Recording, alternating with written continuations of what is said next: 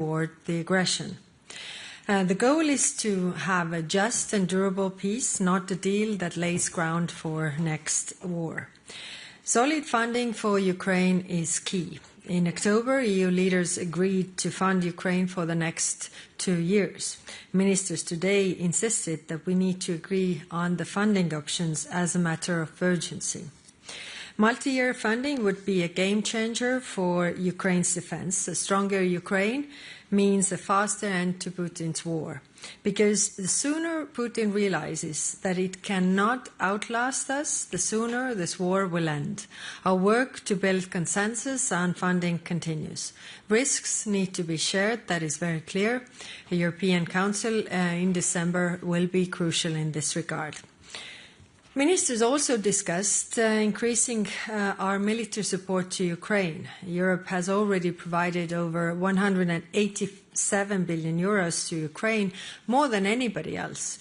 We need to continue to step up. The logic is very simple. The stronger Ukraine is on the battlefield, the stronger they are behind the negotiation table. Today, we also discussed what our two missions could do more to strengthen Ukraine. They are part of European Union support to the security guarantees. We aim to conclude planning for expanding missions as soon as possible. On defense industrial cooperation with Ukraine, we discussed how to mobilize additional private financing, also through the European Investment Bank. Europe and Ukraine must build together, produce together, and innovate together. It is a win-win for both sides. Ukraine has the battlefield experience, and we also need this for our defense industry. I'm glad that more member states are doing so. Today, for instance, the Netherlands signed an agreement with Ukraine to set up a production line on its territory. I also want to address the corruption probes in Ukraine. Especially wartime trust matters.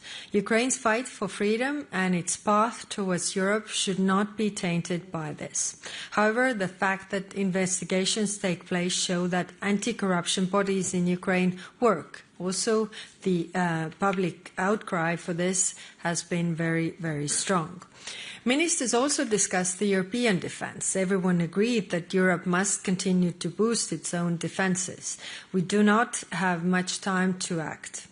Putin is unlikely to honour any agreement for long, and if we are not strong, it's going to happen sooner. Leaders have given a clear direction with the defence readiness roadmap.